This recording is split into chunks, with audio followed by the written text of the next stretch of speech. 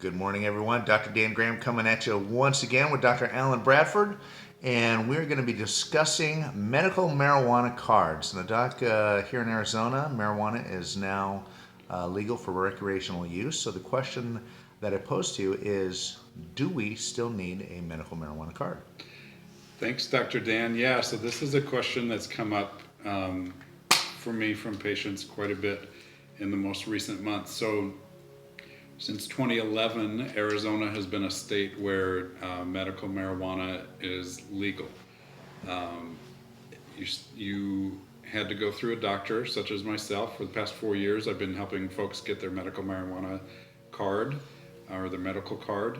And it's not just open to everybody. Under that medical program, certain medical conditions, certain diagnoses would allow you to be able to apply for a card. Things like cancer, Crohn's disease, glaucoma, chronic pain issues, which opens up some other possibilities. So, and then there's some age requirements and all that kind of stuff, and an application through the Department of Health. Well, now, since January, well, the last legislative session, they passed what's called the Smart and Safe Arizona Act, Prop 207. You probably heard about it. So come this month in January and February, facilities are applying to be able to sell marijuana products recreationally. So now in Arizona joins a handful of other states in the country that allow recreational use of marijuana.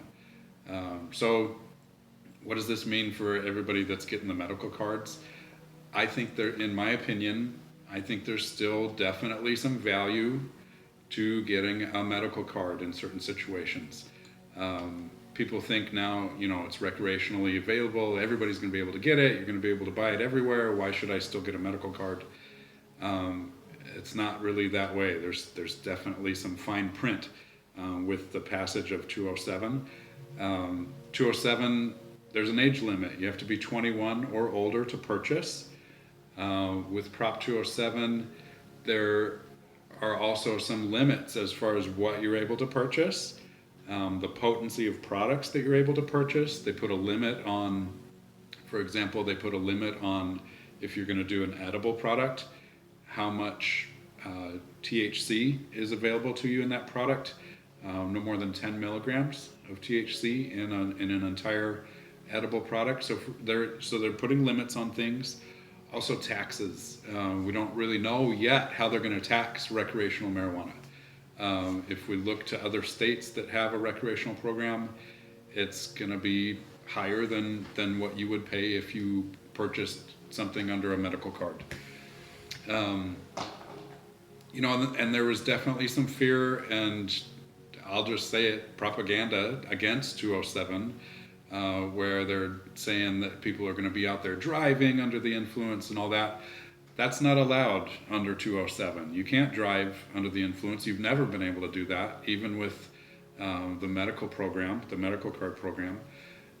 People were complaining that, everybody's going to be walking around smoking pot, our city's going to stink and all that kind of stuff. Even under 207 recreational use, you can't consume it in public. You can't be walking around using it. That will get you a fine. That will get you, into legal trouble potentially. So even with recreational use, there's still quite a bit of legal things involved. They're going to limit how much you can buy. They're going to limit how much you can carry around. They're going to limit how products that you have access to as far as potency. So if you're interested in using this medically, let's say you're a cancer patient, you want to help with nausea, you want to help with appetite. Let's say you've got glaucoma and you want to help with ocular pressures and all that kind of stuff. If you only go through the recreational route, you're going to be limited to what you have access to. And it might not be strong enough to actually, have a medical benefit for you. So sure, recreational use is going to be open, and companies are already going through the licensing process to be able to sell it from their facilities. But there's still definitely going to be value to getting a medical card, and that's where a physician like myself comes into play. that can help you get that process rolling and get you legal. So Doc, let me sum this up for you. So when you have the medical marijuana card, we can buy, from what I understand, over twice as much as far as the marijuana product. The potency of the THC is quite a bit higher, and from the patients that I treat that are working in dispensaries, they said it doesn't even compare. Another thing is that when we come with medical marijuana cards, you don't have to pay taxes on the marijuana, whereas recreational you have to. That's going to be there. That's going to be a big part. You know, other states that have the recreational program, they tax it quite a bit. And when you have the medical marijuana card, it also gives the ability to, because now it is classified as a medication, you have the ability to deduct the costs of marijuana from your taxes, state taxes. I wasn't aware of that, but Yep. yeah, very much. Yeah. Okay. So, and a lot of this that I've gotten just from following some attorneys that lecture on this. But Sure.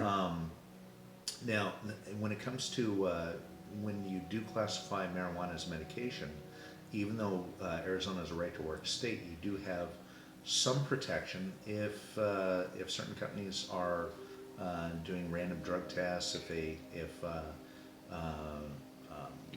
do, you know, catch some THC in your system, you do have a doctor standing behind you. Can you comment on that?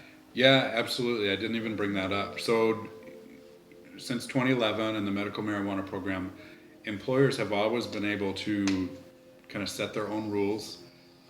Private property, you know, corporations, that kind of stuff. Every employer is different in how they've handled this program.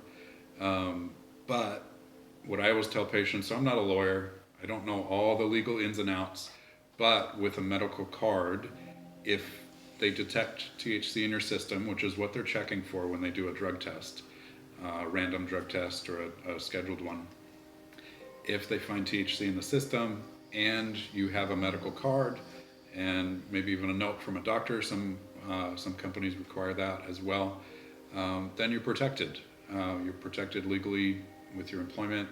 I always tell patients, you know, if you are working, make sure you check with your employer to see what their policy is. Now that recreational is coming out, that's going to be even more in play. The bylaws and all that kind of stuff related to this Prop 207, it allows employers to set their own rules. So you got to be careful.